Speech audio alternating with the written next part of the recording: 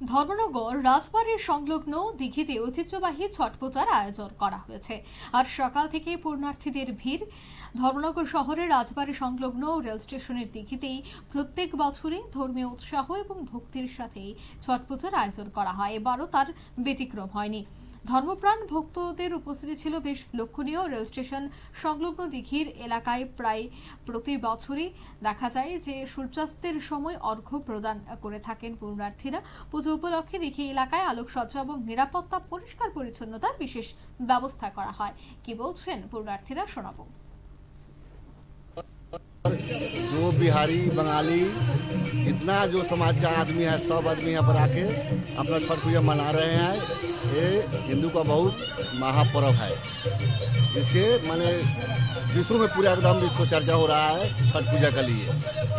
यहाँ पर हर साल यहाँ पर छठ पूजा के लिए यही टाइम में होता है। जितना बंगाली हो, हिंदू हो, माने ধর্মনগর জুড়ে এদিন উৎসবের আমেজ বিরাজ করে, যা একতা এবং সম্প্রীতির প্রতীক হিসেবে প্রশংসিত হয় স্থানীয় মহলে।